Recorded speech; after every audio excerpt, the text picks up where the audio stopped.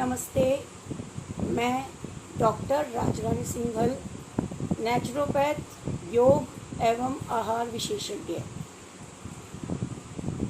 मैंने अपने जीवन के अनुभवों के आधार पर श्रीमद् भगवद गीता को पढ़ना आरंभ किया, जिसमें मुझे समझ में आया कि इस पृथ्वी पर जन्म लेकर हर मनुष्य को गीता का ज्ञान अवश्य समझना चाहिए।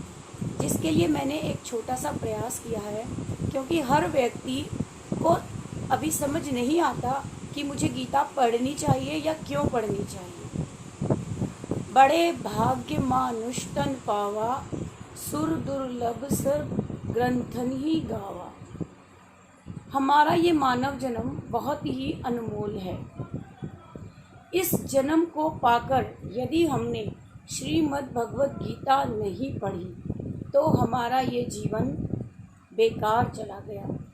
हम भगवान को भी मुंह दिखाने के काबिल नहीं हैं, ऐसा एक भजन में कहा गया है। भगवान खुद गीता में कहते हैं, गीता अध्ययनशीलस्य च प्राणायाम परस्य च न तैव सन्ति ही पापानि पूर्व जन्म कृतानिश्च।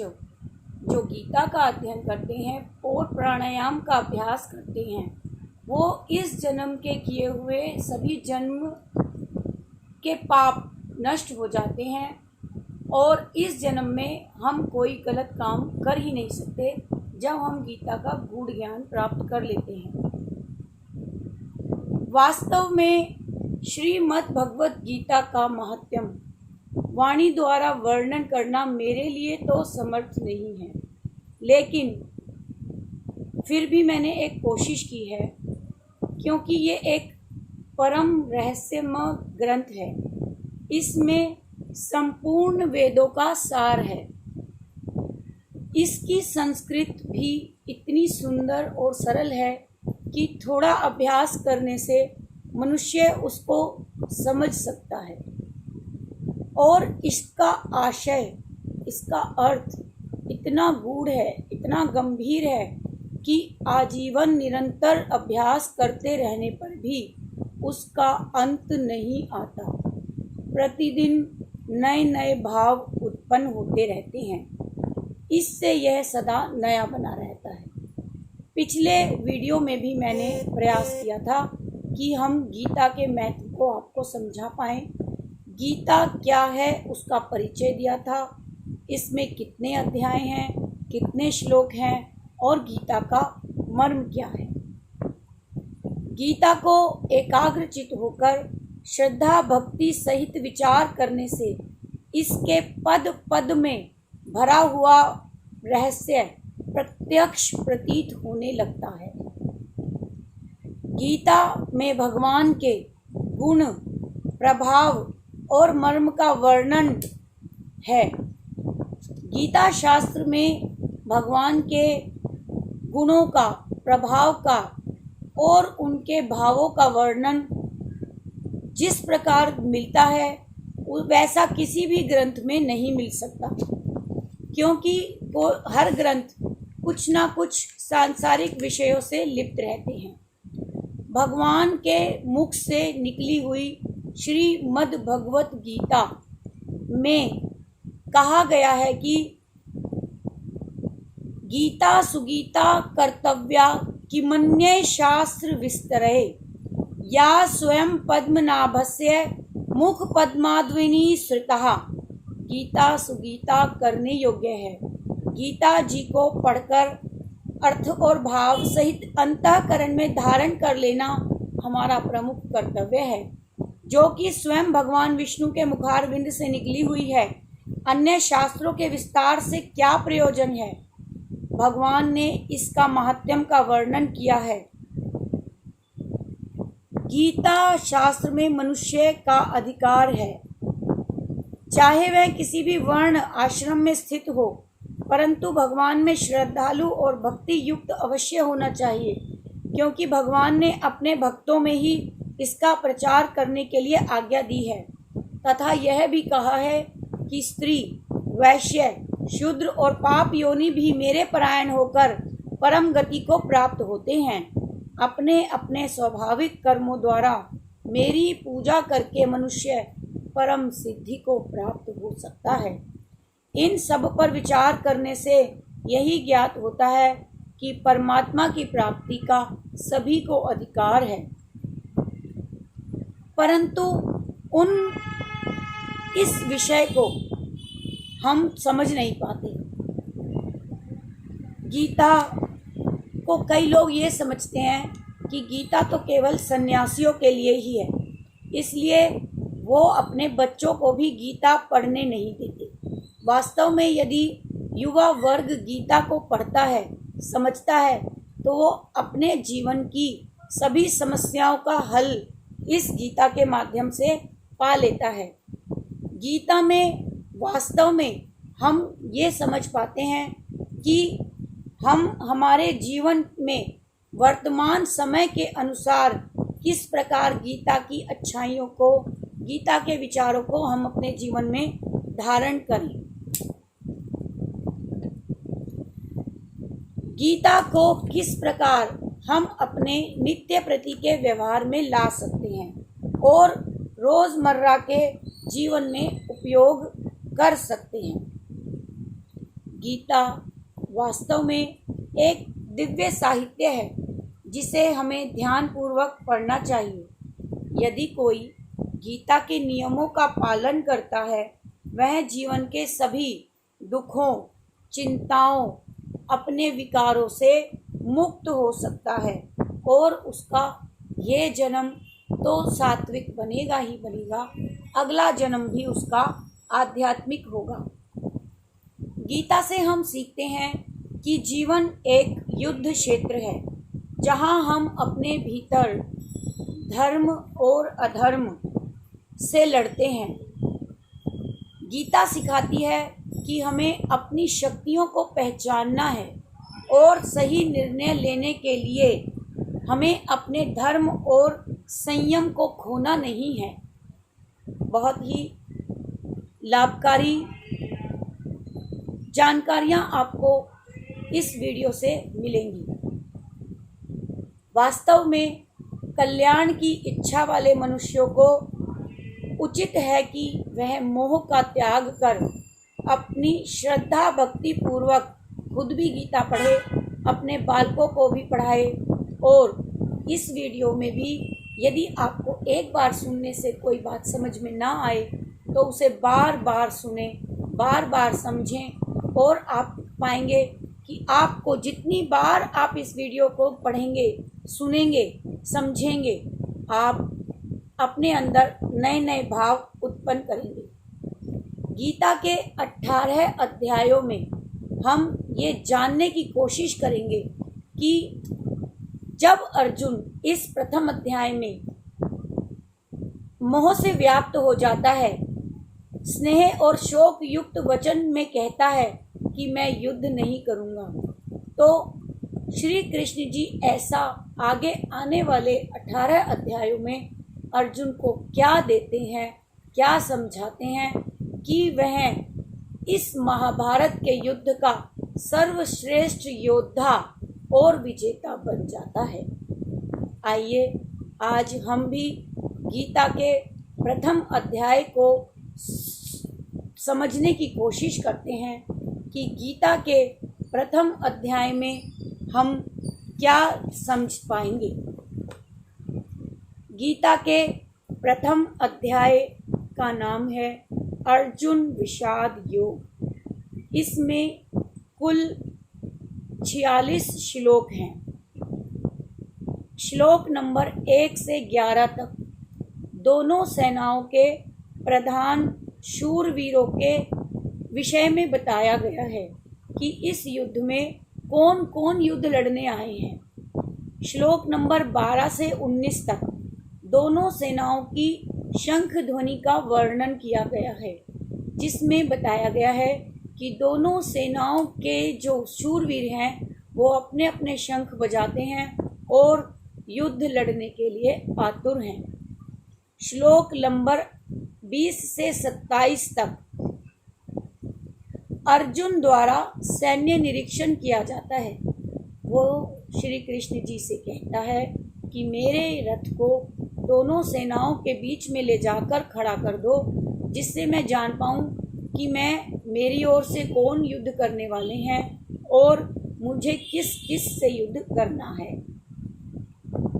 जब वो देखता है कि दूसरी सेना में कौन कौन है युद्ध लड़ने के लिए, तो श्लोक नंबर 28 से 46 तक अर्जुन के मोह से ग्रसित स्नेह और शोक युक्त वचन है, जिसमें वो श्री कृष्ण जी से कहता है कि मैं युद्ध नहीं करूँगा, मैं अपने ही रिश्तेदारों से, अपने गुरुजनों से युद्ध नहीं करूँगा।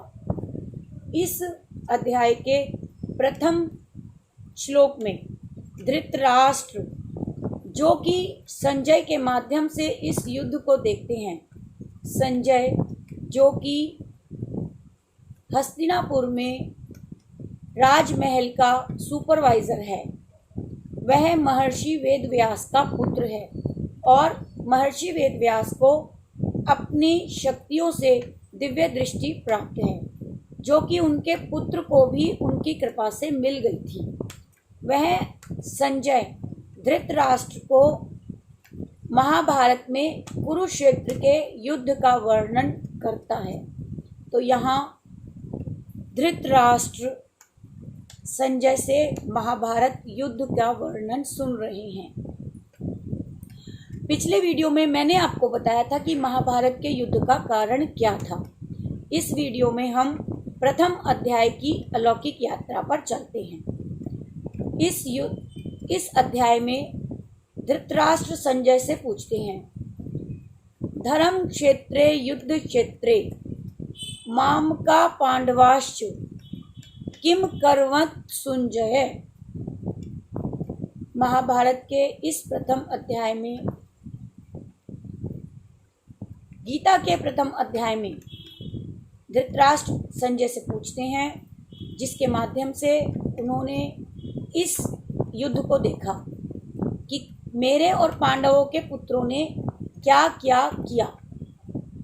संजय जो कि बताते हैं, वो कहते हैं कि सबसे पहले दुर्योधन बहुत खुश है, वो अपनी सेना को देखकर बहुत खुश है। वो कहता है हमारे पास बहुत सारी सेना है, और वह अपने भीष्म पितामह के पास जाकर कहता है, अपने गुरुजी के पास जाकर कहता है कि देखो इस दूसरी सेना को देखो, कितनी कम सेना है, कितने कमज़ोर इसके अंदर महारथी हैं।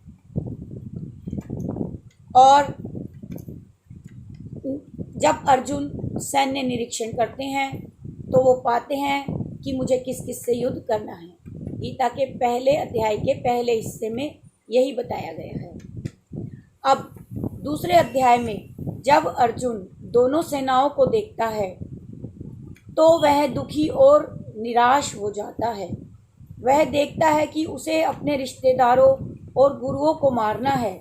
वह युद्ध से विचलित, स्तब्ध हो जाता है और अपने हथियार छोड़ देता है, जिसे भगवान श्री कृष्ण अपने उपदेशों से दूर करते हैं। इस अध्याय में अर्जुन की दुविधा को दर्शाया गया है।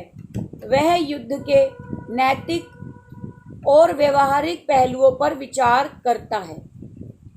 मोह से व्याप्त अर्जुन के कायरता, स्नेह और शोक युक्त वचन अपनी स्थिति समझाते हैं।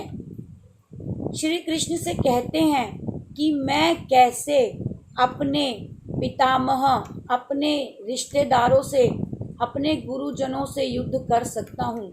इससे तो अच्छा है कि मैं भिक्षा मांग कर जीवन यापन करूँ। मैं कैसे अपने ही भाइयों से युद्ध कर सकता हूँ।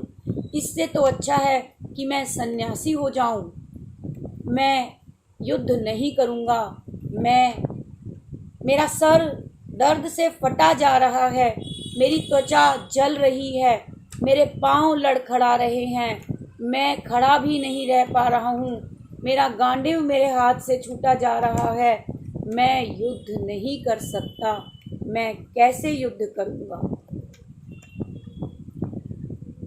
संजय ने धृतराष्ट्र को दोनों सेनाओं के विस्तार और प्रत्येक पक्ष के पराक्रमी योद्धाओं की वीरता का वर्णन किया। संजय ने यह भी उल्लेख किया कि जिस पक्ष में श्री कृष्ण है उसकी जीत निश्चित है, और श्री कृष्ण अर्जुन की ये स्नेह और कायरता शोक युक्त वचनों को सुन रहे हैं। यहाँ इस अध्याय के अंत में अर्जुन अपना गांडीव छोड़कर रथ के पिछले भाग में जाकर बैठ जाता है। इस अध्याय से हम क्या सीख पाते हैं, हमें अब ये जानना है। देखो, जितना मैं जान पाई हूँ इस अध्याय को पढ़ने के बाद पूरी कोशिश करूँगी कि आप उस चीज़ को समझ लें। मैं इस अध्याय को पढ़ने के बाद ये जान पाई हूँ कि वास्तविकता हमारी सोच के परे होती है। हम जो सोचते हैं वो हो ये ज़रूरी तो नहीं। हमें नहीं पता कि जब हम कोई काम करने का दृढ़ निश्चय लेते हैं और वो पूरा होगा या नहीं। हम एक पॉसिबिलिटी के साथ चलते हैं, दृढ़ निश्चय के साथ कि मैं ये करूँगा, लेकिन वहाँ पर क्या हो सकता है, क्या होगा, ये कोई नहीं जानता। जब हम किसी बुरी चीज़ का सामना करते हैं और तो हम अपना संयम खो देते हैं, अपना धैर्य खो देते हैं, हम घबरा जाते हैं, हम अपना वास्तविक स्वरूप भूल जाते हैं।